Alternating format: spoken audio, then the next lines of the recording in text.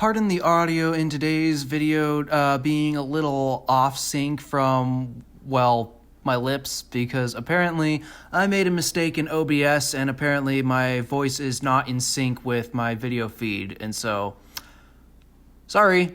Alright, now back to the video that you were watching. Time to get back into the news once again after a little road tripping. Despite that, once again, you might notice this is a background you never see, because guess what? I'm not home again. And as a result, yeah, pardon the inconvenient setup here or the bad lighting. It's just I'm working with what I got, and I've got news to report. So let's get into what Rivian had recently decided to do with the upcoming R2.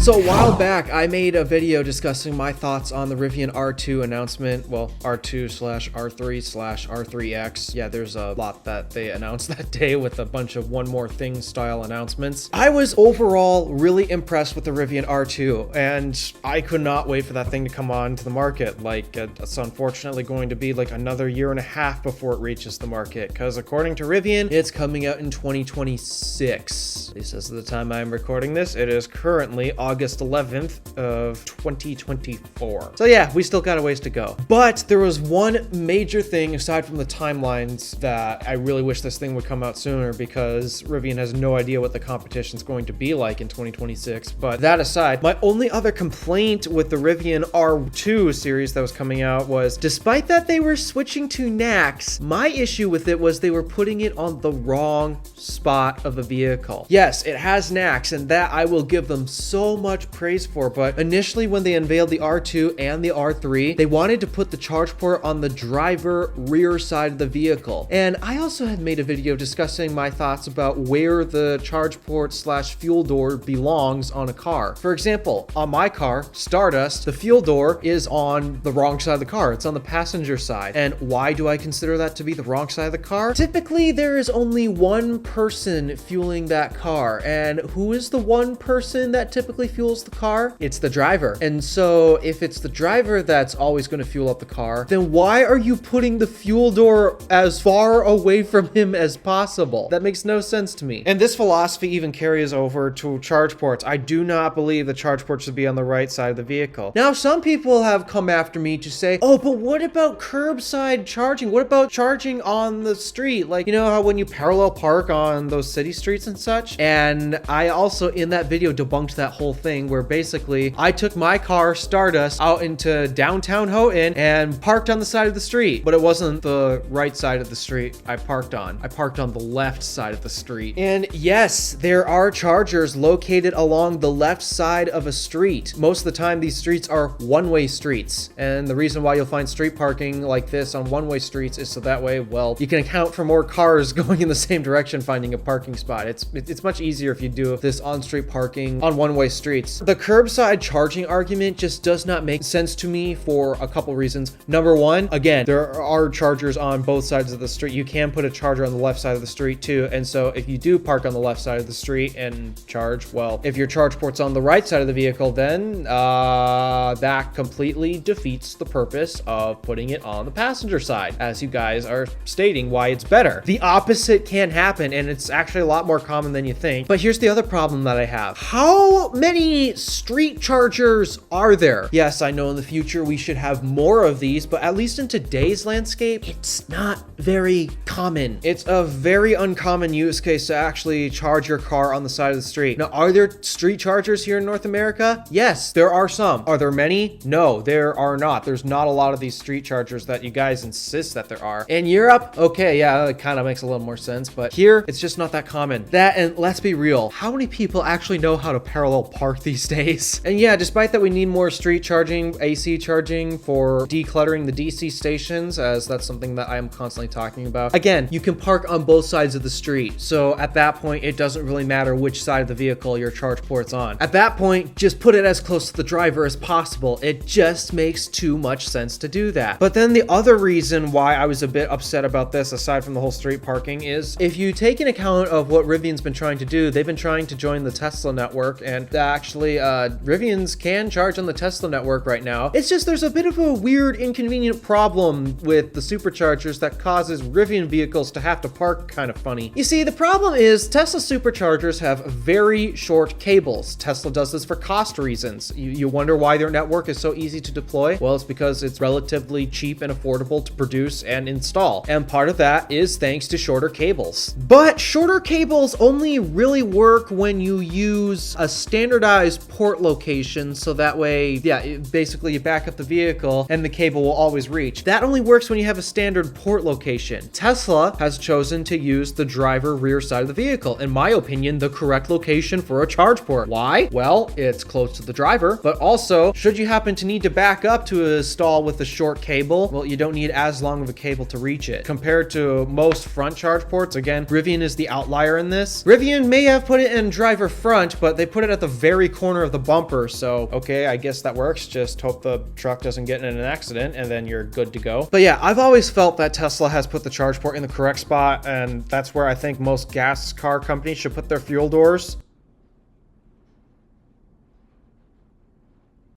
That's how Tesla does it. That's how they get away with short cables. It's because they standardize the port location, and back before Tesla opened up the network, it was supposed to basically only be for Tesla vehicles. Except Rivian's R1 vehicles are currently having a slight issue where the charge port is not an ideal location for those short cables to reach. So what ends up happening when a Rivian pulls up to a Tesla supercharger? They end up blocking two spots because the cable at the stall that they're parked at isn't going to reach, so they have to pull from another stall right beside it, and yeah, you're technically blocking two people from charging. Not convenient. And despite that Rivian wanted to change the location for cost reasons, I think that's why they wanted to put it to the rear, because you gotta then wire all that high voltage wiring up front, and that's going to cost more money. So I guess putting it in the rear makes a lot more sense as well from a cost perspective. But they wanted to put it on the passenger side, and for two reasons, which kind of understandable, but they begin to fall apart when you consider the big picture Rivian's trying to go for. Reason one, again, they said that they wanted to move it to the passenger side of the vehicle was because street charging, which again, it's really not that common here, despite that it should be. But also again, I debunked that when I parked on the left side of the street. And yes, there are such things as chargers on the left side of a one-way street. And for compatibility with the Rivian Adventure Network, because the charge port is effectively on the opposite side of the vehicle compared to a Tesla. Well, that's how Rivian decided to optimize the Adventure Network as well, because actually if you take a look at their cables, they're relatively short as well. They pulled a few pages out of Tesla's book when designing the Rivian Adventure Network. But here's the problem that I have with this, and I think that they're kind of starting to realize as well. You know how Rivian has been so adamant about joining Tesla's network? Well, here's why. Here is a picture of the Rivian Adventure Network. It's not bad. I mean, it's a little sparse, but it's not bad in terms of the amount of locations compared to, here's the Tesla Supercharger Network. Oh,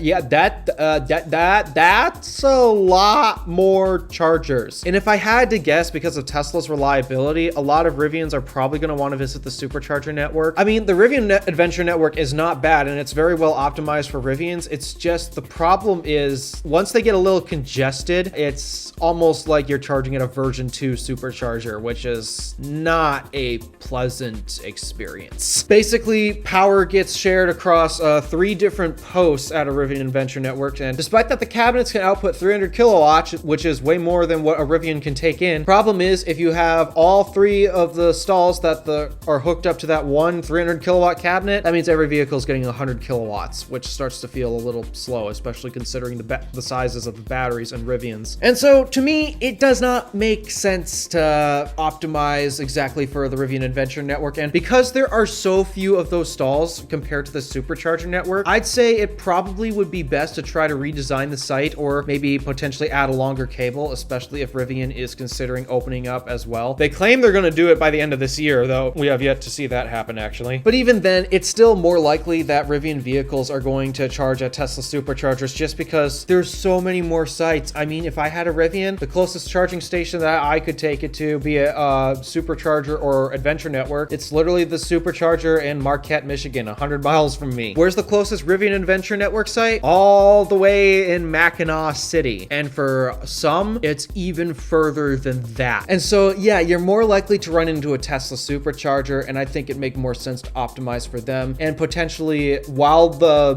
Rivian Adventure Network is still in its current small state, potentially add longer cables to effectively reach the new charge port location. That, and also they need to add an AX cable anyway, because those stations are currently CCS. Yeah, I don't know what Rivian's going to do, because I feel like the Adventure Network is almost getting a little screwed because of the whole CCS and AX thing, but that's not exactly my problem. That's more Rivian's problem to figure out how they're going to handle that. And so, yeah, the basic news is Rivian has decided, okay, we're going to move the charge port to the driver rear side of the vehicle, the side that makes most sense, because again, during this next transition, where do you think most Rivian drivers are going to go? Hint, hint, probably the supercharged network, because there's so many of them that are right off the highway in ideal locations with ideal amenities. I'm not to say Rivian's Adventure Network is bad, it's just there's nowhere near the number of Adventure Network sites compared to supercharger sites. So I think Rivian is making the best decision possible for R2 and eventually R3 as well, and if they have any other future models. And so, yeah, that's the news. Great job realizing your mistake on the R2, Rivian, and great work correcting it. This is one of the things I love about Rivian. They listen to their customers, and even though I'm not a customer, they at least listen to their fan base, and their fan base clearly has wanted the charge port on the other side of the vehicle, on the driver's side of the vehicle, not the passenger. It does not make sense to put the charge port as far away from the driver as possible. So yeah, good on you, Rivian. All right, thank you for watching. Do me a favor and interact with the stuff below. My name is DeWolf, Random Alpha, signing out.